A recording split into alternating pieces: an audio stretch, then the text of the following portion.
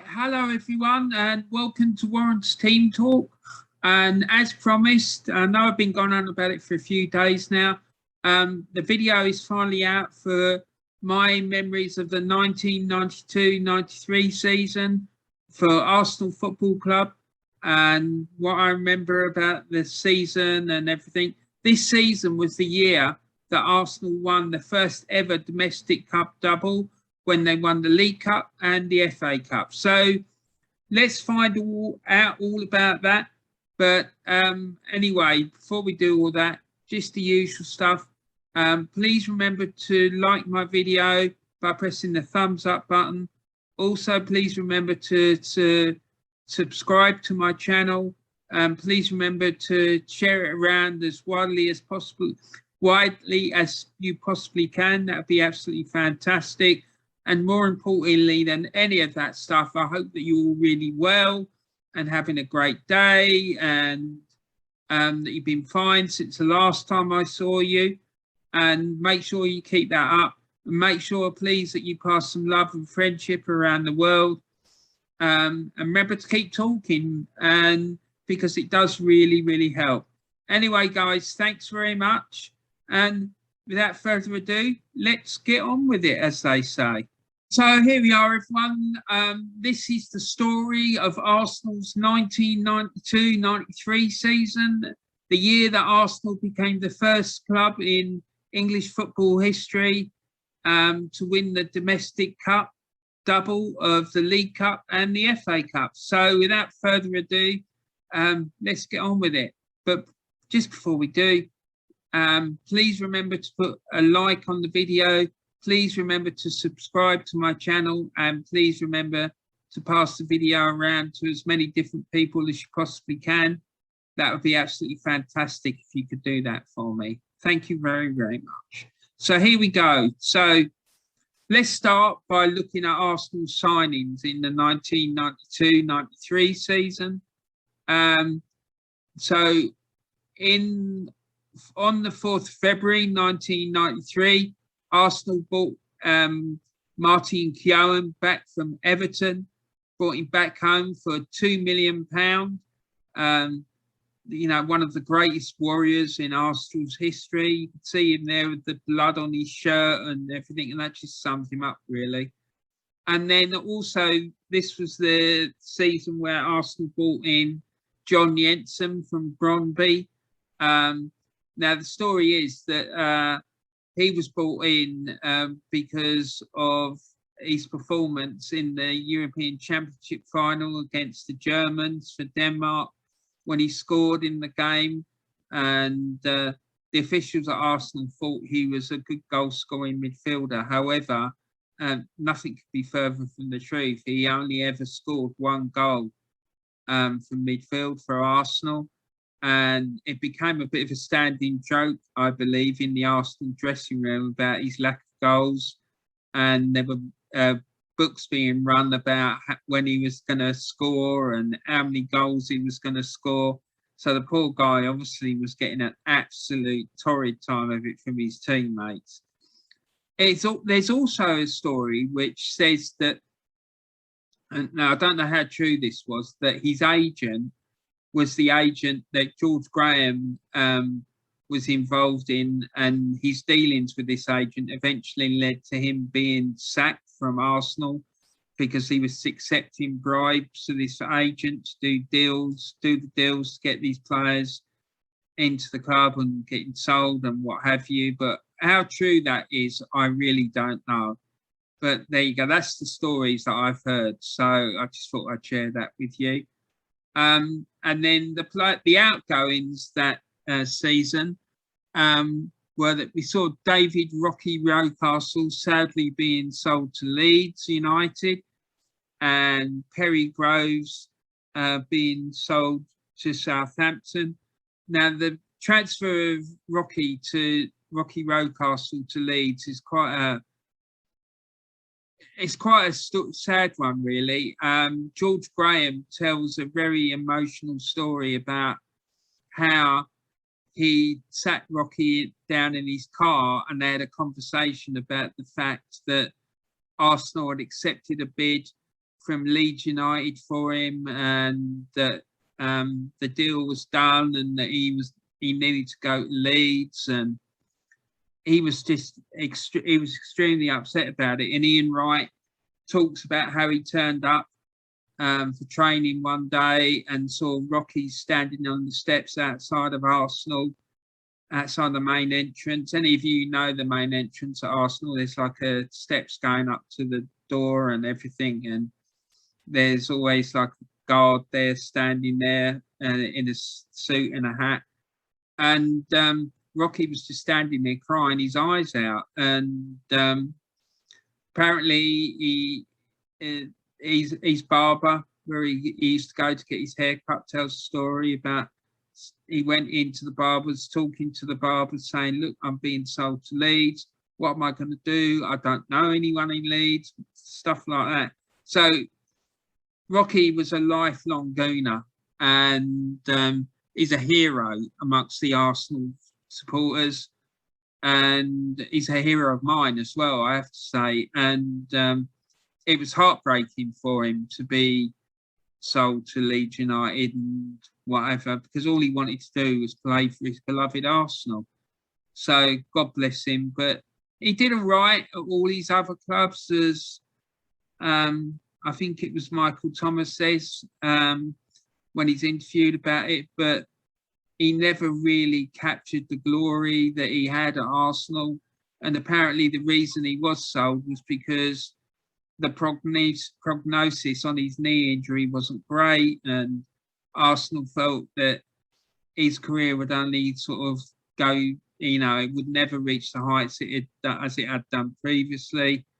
So yeah, that's the story of Rocky's transfer to Leeds United. So this is the Arsenal team group photo for the 1992-93 season. I know it's not a great photo. That was the only one that was half decent that I could find, to be quite honest. So there you are.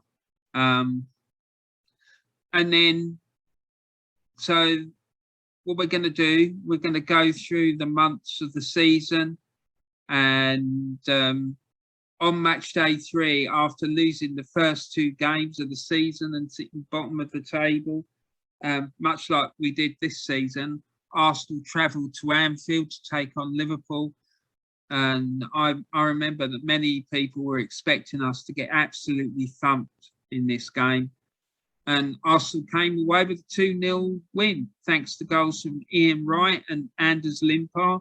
So great win, and it took us off the bottom of the table. And yeah, great, absolutely fantastic. So that was a good tonic for the poor start to the season. And then the rest of the fixtures that season, the first day of the season, Arsenal lost 4-2 at home to Norwich City after leading by 2-0 at half time. They then followed that up with a 1-0 defeat away at Blackburn.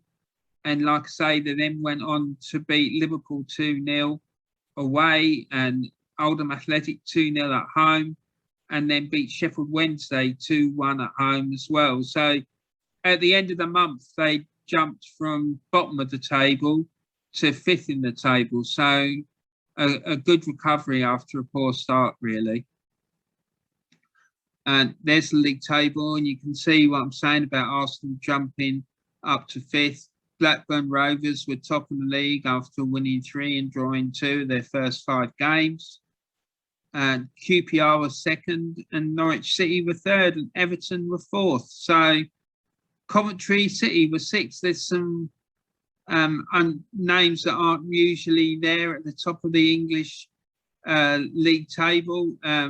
So some the younger ones of you might not recognise some of those teams in the league table as being sort of regular Premier League contenders, but that just goes to show you how times have changed since 1992. So there you go. So yeah, nearly 30 years ago.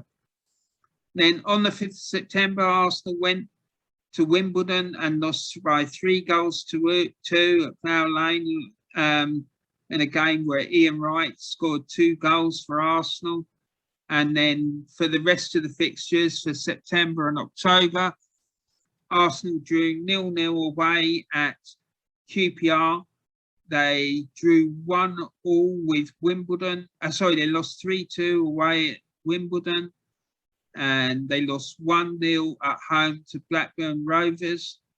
And then on the 19th of September, they drew 1-1 away at Sheffield United, won 1-0 away at Manchester City on the 28th of September, and then followed that up 5 days later by beating Chelsea by 2-1 at home.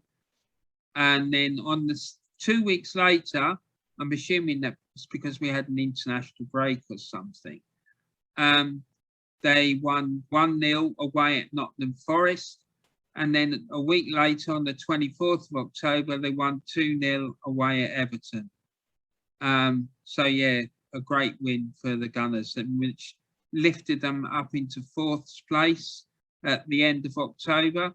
And there we can see the league table. And as it was before, the last league table we looked at, the top 5 sides in the league table in the Premier League were Blackburn Rovers, Norwich, Queen's Park Rangers, Arsenal and Coventry in that order.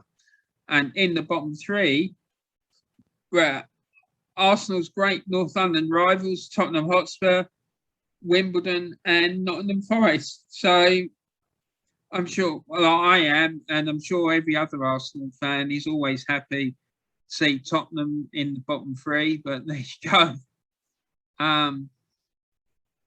So then on the 28th of September, in the First Division, Arsenal won 3-0 against Coventry City, thanks to goals from Alan Smith, Ian Wright and Kevin Campbell.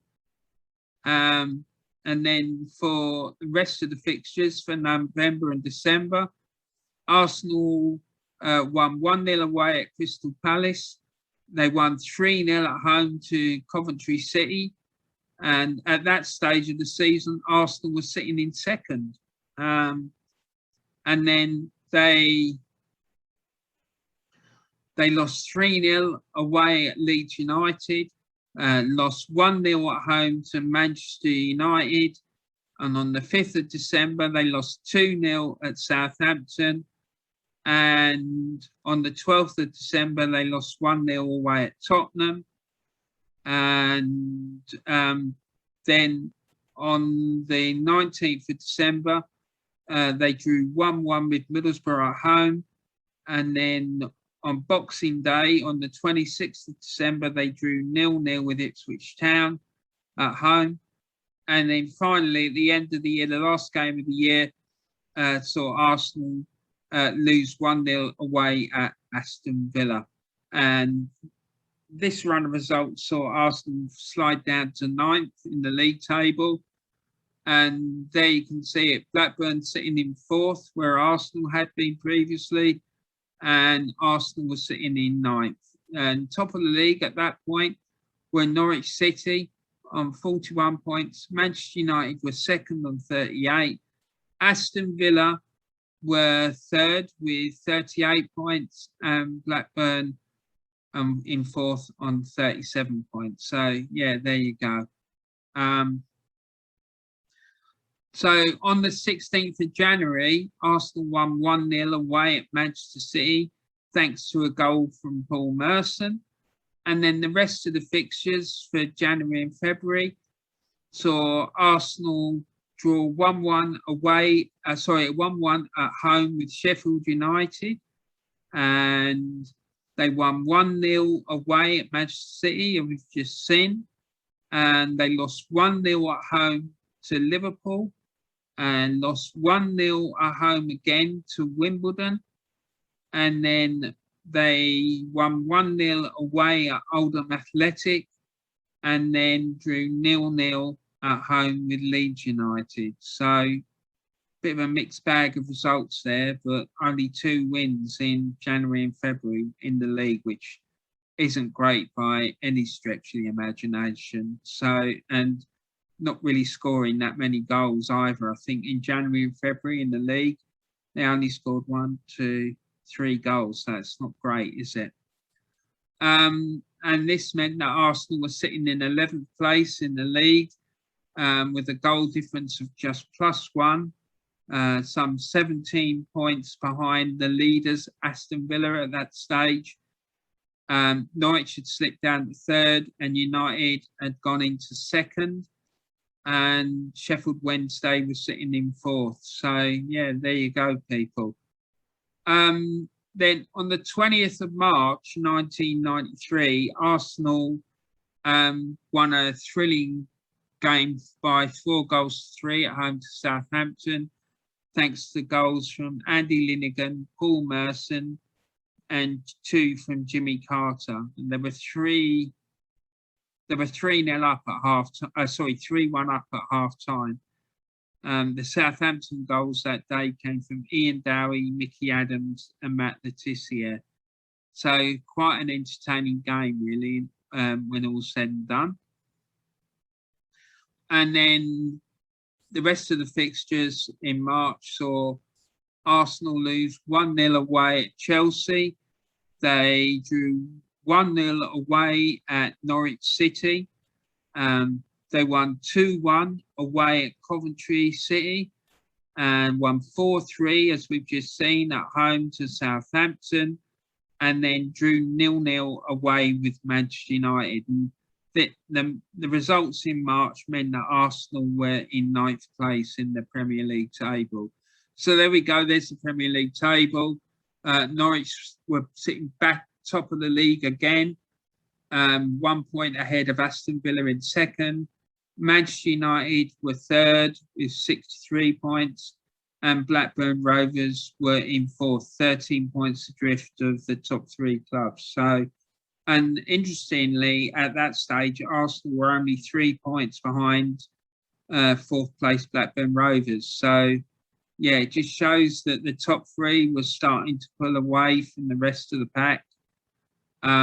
So let's move on and see what happened the next month. So on the 10th of April, Arsenal went to Ipswich Town and won by 2-1, thanks to goals from Alan Smith and Paul Merson, with Ipswich's John Walks scoring a 27th minute penalty. So the rest of the fixtures for April saw Arsenal lose 1-0 away at Middlesbrough. They then won 2-1 away at Ipswich Town. They then lost 1-0 at home to Aston Villa, and then drew 1-1 away at Nottingham Forest. And those results meant that Arsenal were now sitting in 12th place in the English Premier League, some 27 points behind the leaders, Manchester United. Aston Villa were 2nd on 74 points, and Norwich City were sitting in 3rd, 68 points, and sort of falling off the pace a little bit there. And Blackburn Rovers had closed the gap on Norwich City down to 3 points, as they now had 65 points. But they were 9 points clear of 5th place Liverpool. So there you go. And so that's the final month of the season, May. On the 4th of May, Arsenal drew 0-0 with Queen's Park Rangers at Highbury. The rest of the fixtures in May saw them draw 0-0 away at Everton, 0-0, as we've just seen, at home to Queen's Park Rangers. They lost 1-0 away at Sheffield Wednesday. They won 3-0 at home to Crystal Palace. And then they lost 3-1 at home to Tottenham. So they really, as you can see, they only managed to score 4 goals in May, which again isn't great. So this was a theme that was it was quite a pattern really throughout the whole season. They were struggling to score goals, and also at that stage the North Bank wasn't open. It had been shut down while they were redeveloping the ground and turning the North Bank into an all-seated part of the ground. And whilst they were doing that, they had a mural erected in the North Bank, and Arsenal struggled to really come to terms with the change in atmosphere at the ground as a consequence of this. And yeah, and I don't think the Highbury was ever the same again after the standing enclosure. The terracing went on out of the North Bank. It just lost its atmosphere as far as I can remember. It was never really the same again. I can remember being on the North Bank prior to this on many occasions, and the atmosphere was absolutely electric. And I used to come home with no voice on many occasions. It wasn't uncommon. And then the next few days, I'd have a hoarse voice and all sorts of things. So yeah, it's quite sad really to be, for a big gooner like myself. So there you go. So the final league table saw Manchester United comfortably win the the Premier League title, 10 points clear of second place Aston Villa, who accumulated 74 points. Third place were Norwich with 72 points. Fourth place were Blackburn Rovers on 71. Arsenal were down in 10th with 56 points. Some 28 points adrift of the champions Manchester United. And if you look at the league table, it's clear to see where the Arsenal's problems were. They had terrible trouble with goal scoring. In fact, there was only one team in the league who scored fewer goals than Arsenal, and that was the team who finished bottom of the table, Nottingham Forest. In fact, Arsenal scored the fewest amount of goals in the league that season, with only scoring 40. But their saving grace was that the watertight defence, and as you can see, there was only one team who conceded fewer goals than Arsenal, and that was the champions, Manchester United. So it was clear what needed to be done in the summer to try and rectify the situation. So, the next time when we do the 1993-94 season, we'll see how they got on with that. So there you go. That's my assessment of the season. Arsenal suffered because of the fact the North Bank had gone, and they struggled to cope with the change of atmosphere at home games, and also the lack of goals that were scored. The fact that they were lowest scoring side in the whole Premier League that season tells its own story. And they were relying heavily on Ian Wright for his goal scoring. And there was this paucity of goals from the midfield. There you go. There you have it. So now, the Cups, though, were a completely different story. Arsenal won both the League Cup and the FA Cup. And like I said at the beginning of the video, they became the first team in English football history to win the domestic cup double of the League Cup and the FA Cup in the same season. In the second round, Arsenal played Millwall, and there was a two-legged affair with the away leg down at the Den. It happened first, and they drew 1-1. And then the home tie at Highbury ended in a 1-1 draw after extra time. So the game went to a penalty shootout, and Big Dave Seaman managed to save, I think it was 2 or 3 penalties, and Arsenal won the tie by 3-1 on penalties. In the third round, they were drawn to play Derby County, away from home, and in that game they drew 1-1 thanks to a goal from Kevin Campbell. And then in the replay at home, Arsenal won by 2-1 thanks to goals from Kevin Campbell and Ian Wright. And then in the fourth round, away at Scarborough, Arsenal won by 1-0 thanks to a goal from Nigel Winterburn. And then in the fifth round, the quarterfinals, Arsenal defeated Nottingham Forest by 2-0 at home, thanks to 2 goals from Ian Wright.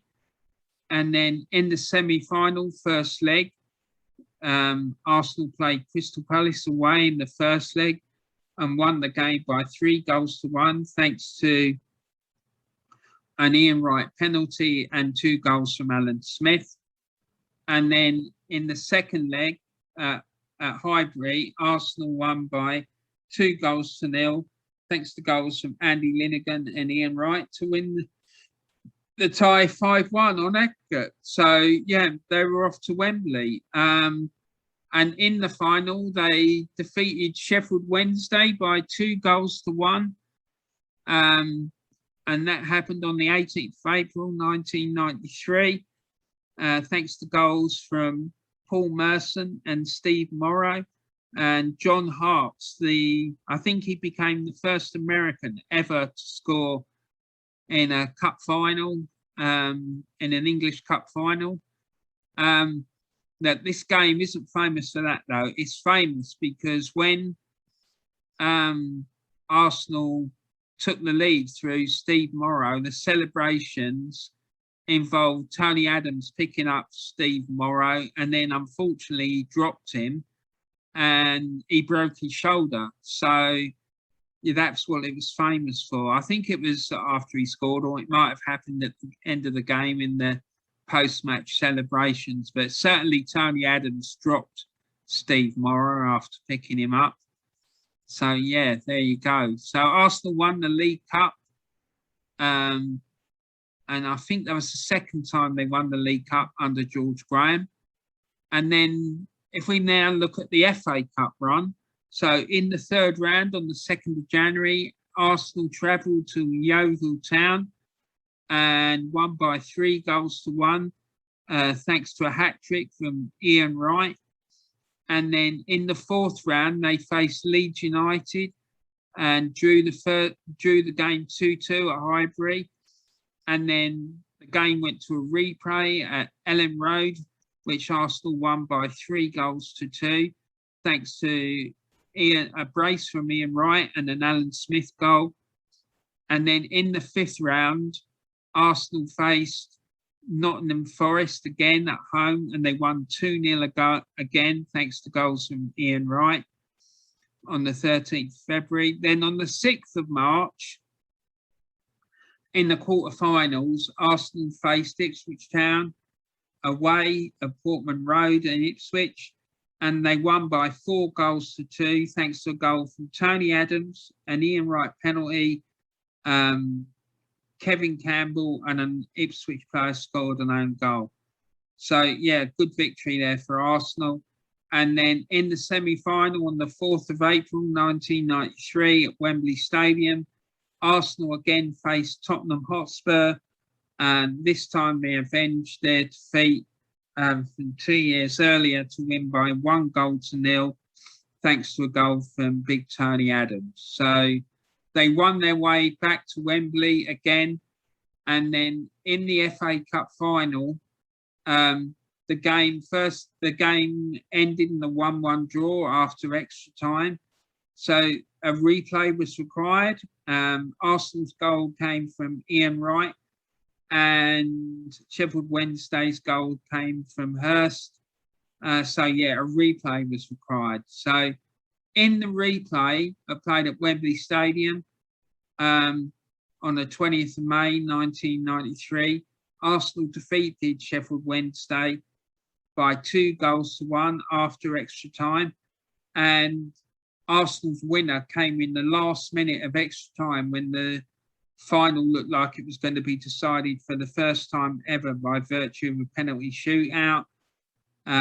Ian Wright had given Arsenal a lead in the 34th minute, and then Chris Waddle equalised for Sheffield Wednesday in the 68th minute, and then Andy Linnigan scored the winner in the 119th minute, the last minute of extra time. So Arsenal won the FA Cup against the same opponents, which is remarkable, really, when you think about it. They played the League Cup final against Sheffield Wednesday and then played the FA Cup final against Sheffield Wednesday. And they won by the same scoreline in both games.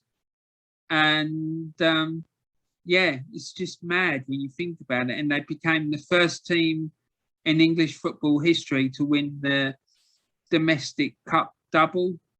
So yeah, there you go. And here we see Arsenal celebrating their victory. And you see Tony Adams and Dave Seaman parading the League Cup and FA Cup trophies. And then the Arsenal team celebrating their League Cup win. And George Graham and David O'Leary holding the FA Cup. And I just want to say at this point that, in my opinion, George Graham should have a statue at Highbury.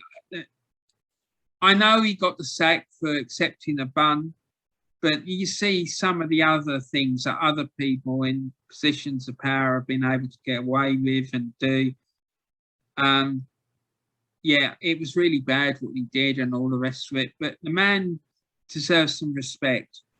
In my opinion, he's the greatest Arsenal manager in modern history, and he deserves a statue. I'm sorry, he really does. And for me, he represents everything that epitomises or did epitomise what I loved about Arsenal Football Club. There you see him there, dressed up in a suit and all the rest of it. He's not standing there in a Gucci or Armani bloody clothes and worried about his haircut and all the rest of it, although he does look immaculate, I have to say. So, yeah, you know, the man oozed class. Yeah, I know about the bun and all the rest of it, but yeah, he is about as Arsenal as you could get, and that goes for the big guy next to him, David O'Leary, as well. And how this man isn't got a more prominent role at Arsenal Football Club is beyond me. He, as far as I'm concerned, he is Arsenal. Again, another one who you couldn't get much more Arsenal than David O'Leary.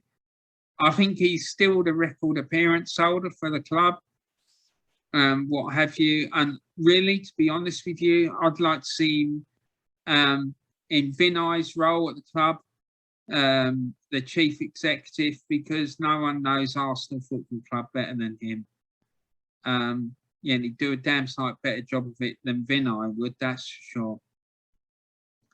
So if we look at Arsenal's season statistics, Paul Merson, he played a total of 49 games, one of which was a substitute appearance, and scored 8 goals, which really, for a player, an attacking midfield player, isn't great. But yeah, he's a great player. Don't get me wrong, I love Paul Merson. And then Ian Wright played 45 games, including one as a substitute, and scored 30 goals. And Super Kevin Campbell played 41 games, 12 as a substitute, and scored 9 goals. And Alan Smudger-Smith played 39 games, 6 as a substitute, and scored 6 goals. So you can see that clearly shows that Ian Wright was burdening the goal scoring for the club. And yeah, that definitely needed to be addressed. So there you go. So yeah, at this stage, I just want to give a big shout out to some other Arsenal YouTubers. There's the Old School Gunner. He does Arsenal content and usually puts out videos at least every day. And his content's fantastic. And then you've got the 3 Pointers TV YouTube channel. a channel presented by three friends who are massive Arsenal fans, and their work is fantastic. It really is. Like, I know I keep going on about it, but this vlog they did for the Palace game was just different class, in my opinion. It was one of the best YouTube videos I think I've ever seen. And then they did a watch along recently for the Leicester game, and they did it live from the pub, and they were getting punters in the pub to come on and talk about what they thought about the game, which I absolutely loved. I thought it was brilliant. And then there's Arsenal Alex, another mad, passionate Arsenal fan, has similar views to Arsenal as myself. And he does great content, and not because he agrees with me, but he does. Simple way, I don't care if people agree with me or not. People can have their own opinions, of course they can, and whether they agree with me or not doesn't matter in me making a decision about what they do. I think his work is excellent. And then there's DrawnByDre, a young lad, a massive Arsenal fan, and I love his work. I think he's top man and a real true diehard Gooner. He's got this podcast called the Possession Based Podcast, which is superb. And then there's the Claude and the Bansta's channel, and that's presented by two guys, one called Diesel and one called Terrace. And when they're on stream together, invariably there's a massive tear up. So yeah, it's absolutely hilarious. It's a great watch, and both of them are very passionate Arsenal fans, and it's great entertainment. I absolutely love it. So yeah, do yourself a favour and go and check these channels out, and put a like on their videos, and subscribe to their videos, subscribe to their channels, and share their content around. They're great guys and great channels, and you won't regret it, definitely. So there you have it. That's my memories of the Arsenal 1992-93 season. I've dubbed it the double cup year, simply because that was the year that Arsenal became the first team in English football history to win the domestic cup double. I hope you enjoyed it. Please remember to put a like on the video. Please remember to subscribe to my channel, and please remember to share the video around with as many different people as you can. That would be really great, and I hope you enjoyed it. And please put a comment in the comment section of the video as well. Either tell me about your memories of this season, if you're a fan of another club, or your memories of watching Arsenal that season, whether you're an Arsenal fan or not. You might be an opposition fan. You might be a Spurs fan, and you might have memories of that cup semi-final and how you felt about it. That would be great to know as well. And if you're an Arsenal fan, definitely I want to hear from you. I'd definitely love to hear your memories of that season and seeing Arsenal win 2 cups, and the very inconsistent and mixed league campaign that year. I think it's the best way to describe it. So yeah, if you could do that for me, that would be fantastic, and I will respond to all your comments. It might take me a few days to do it, but I will respond to them, that's sure. Anyway, so thanks very much for watching. And remember, please take care of yourselves. Please have a great rest of your day. And I'll be back on Saturday to do my Premier League Match Day Live video, where I keep you updated with what's going on in the 3 o'clock kickoffs in the FA Premier League. There's only 3 kickoffs this Saturday at 3 o'clock in the Premier League, so I might throw in a game or two from the Championship, or maybe one or two from the Scottish Premier League. I'm not sure, but I'll let you guide me with that. So come and check me out, because that'll be a live stream, that one. So I hope that you enjoyed this video, and like I say, please take care of yourselves. Have a great rest of the day. Please, please, please remember to share some love and kindness around the world, and be good to each other, and take care, everyone. Thanks very much for watching, and I look forward to seeing you all again soon. Take care now. Thanks very much for watching. Bye for now.